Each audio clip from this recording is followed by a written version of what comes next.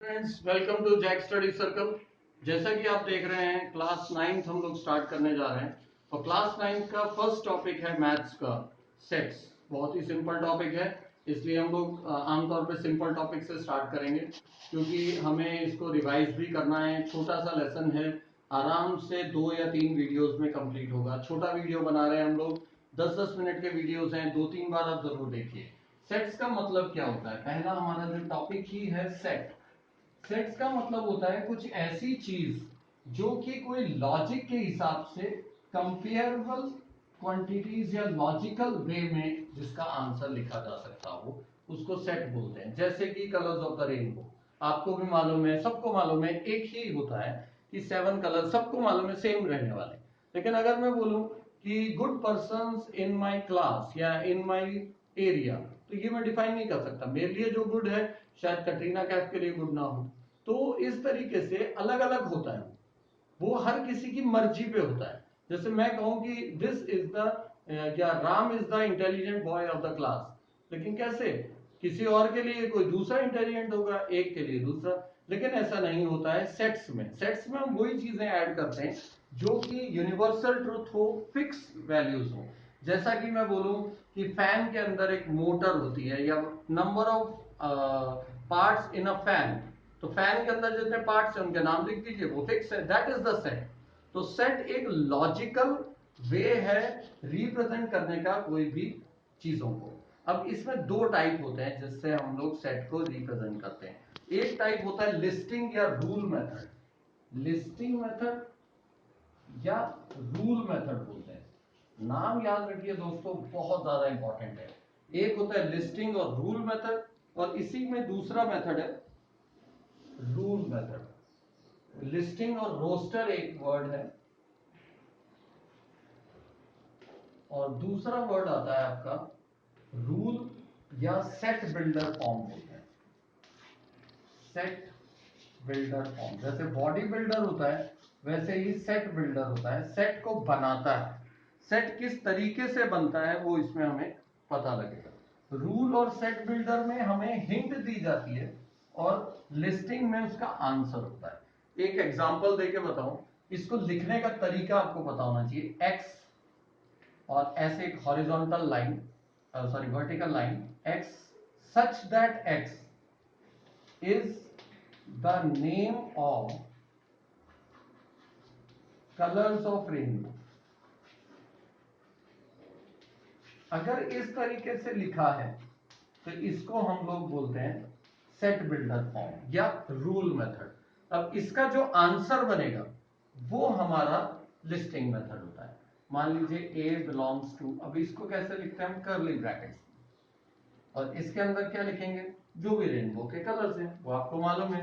Red होता है, orange होता है, येलो होता है, ग्रीन होगा, ब्लू होगा, इंडिगो होगा, वायलेट होगा। इस तरीके से जो आंसर टाइप का बन रहा है उसको बोलते हैं लिस्टिंग या रोस्टर फॉर्म, और जिसमें हम लोग हिंट देते हैं या क्वेश्चन फॉर्मेट बनाते हैं उसको बोलते हैं रूल मेथड या सेट बिल्डर मेथड। ऐसे बहुत सारे क्वेश्चंस बनते हैं, जैसे x such that x belongs to N. अच्छा, इसका मतलब ये ई जैसा बनता है वर्ड, इसका मतलब होता है बिलोंग्स टू।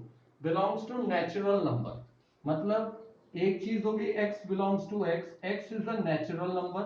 तीसरी एक कंडीशन दी है कि it is greater than 2 and less than 5। ऐसे कंडीशंस दी होती हैं, ठीक है ना, हिंट्स हैं एक तरीके के। अब इसका आंसर कैसे लिखेंगे? आंसर मतलब लिस्टिंग मेथड में कैसे लिखेंगे?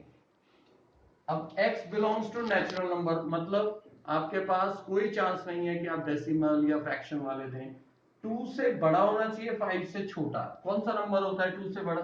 3, 4, और 5 से छोटा, तो ये आपका आंसर होगा। इसको बोलते हैं लिस्टिंग फॉर्म या रोस्टर फॉर्म, और जिसमें हम क्वेश्चन बनाते हैं वो होता है सेट बिल्डर फॉर्म। एक क्वेश्चन मैं आपको एक्सरसाइज से लेके दूं, एक्सरसाइज नंबर 2.1 में देखिए जरा एक बार, सॉरी 1.1 में जब आपको क्वेश्चन दिया हुआ है write the following sets in roster form, you have to write in this form. First question की बात कर रहा हूँ, set of even natural numbers, natural numbers भी हो और इवन भी, तो आप आंसर लिख सकते हैं 2, 4, 6, 8, 10, 12 डैश डैश डैश।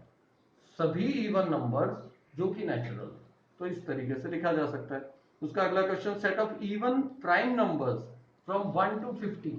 अब 1 से लेके 50 तक के बीच में प्राइम नंबर्स लिखने हैं और वो भी इवन होने चाहिए। अब याद रखिए इवन नंबर कभी भी प्राइम नहीं होता, सिर्फ 2 को छोड़ के। एक 2 ही ऐसा नंबर है जो इवन भी है और प्राइम भी है, उसके अलावा दुनिया में ऐसा कोई नंबर नहीं है जो इवन भी हो और प्राइम भी हो, तो ये ध्यान में रखना है आपको।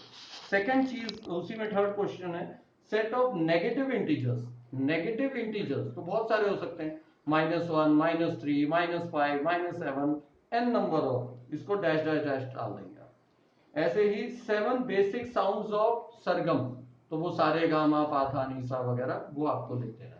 तो इस तरीके से जब लिस्टिंग मेथड लिखना है तो आपको आंसर्स लिखने हैं, वो याद रखिए 1.1 एक्सरसाइज से जो मैं बता रहा था आपको। सिमिलरली देखिए second question, right the following symbolic statements in words 4/5, और ऐसा सिंबल बना हुआ है, इसका मतलब belongs to, 4/5 belongs to q, q मतलब all rational numbers, इस तरीके से इसको हम लिखते हैं। अगर ऐसा ही इसने यहाँ पे वर्ड दिया है, जैसे मान लीजिए कि कॉम्प्लीमेंट वर्ड का रूल दिया हुआ है, x such that x is the letter in the word, कोई सा भी वर्ड ले लीजिए इन द वर्ड, मान लीजिए हमने वर्ड लिया है ऐसा कोई वर्ड लिखा अब्बा, ठीक है, इसका हम लोग लिस्टिंग फॉर्म में कैसे लिखेंगे,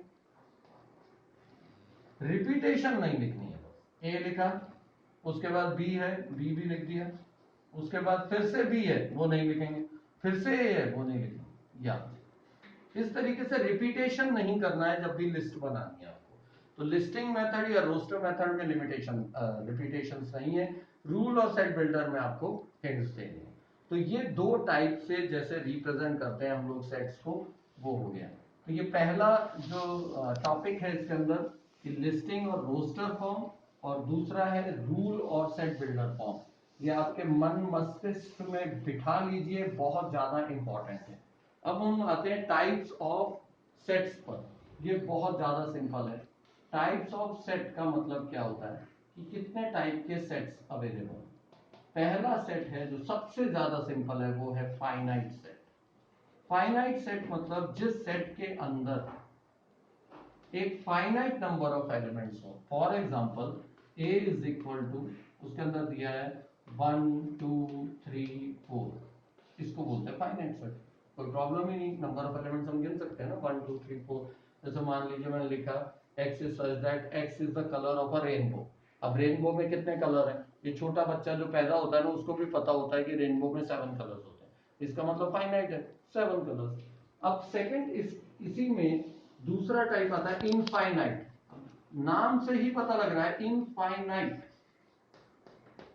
इनफाइनाइट सेट कौन सा होता है, जिसके अंदर n नंबर ऑफ थिंग्स हो, 1 2 3 डैश डैश डैश। इसका मतलब क्या हुआ, ये एंड नहीं हो रहा है। x is such that x is a natural number.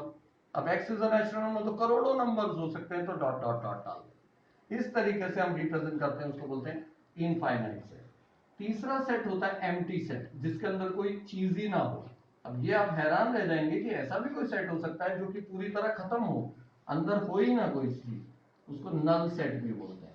जैसे नल सेट क्या होते हैं, जैसे set of things which are non existent, जो एग्जिस्ट ही ना करता हो। जैसे कि the x is such that x is a alphabet which comes before a। a से पहले कोई अल्फाबेट आता है, नहीं आता। x is such that x is a alphabet which comes after z, null set। तो उसको हम लोग नल सेट से रिप्रेजेंट करते हैं। नल सेट को रिप्रेजेंट करने के लिए या तो आप ऐसा कर्ली ब्रैकेट बनाएंगे और खाली जगह छोड़ देंगे, या फिर फाई बना के छोड़ देंगे। फाई का मतलब होता है खाली जगह, सिंगलटन। लास्ट हमारा टाइप ऑफ सेट आता है जिसको बोलते हैं हम लोग सिंगलटन सेट।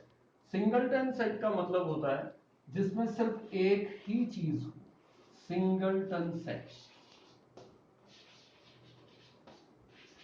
अब इसका एग्जांपल क्या है, बहुत सारे एग्जांपल हैं जिसमें एक ही चीज आती है। जैसे अभी हमने लिया था x is such that x is a even prime number. Answer 2, x is such that x is the name of the satellite of the earth, natural satellite of the earth moon. एक ही जिसका answer हो उसको बोलते हैं singleton. तो चार type के sets होते हैं, एक है फाइनाइट, दूसरा इनफाइनाइट, तीसरा एम्प्टी और चौथा सिंगलटन सेट। रिवाइज कीजिए।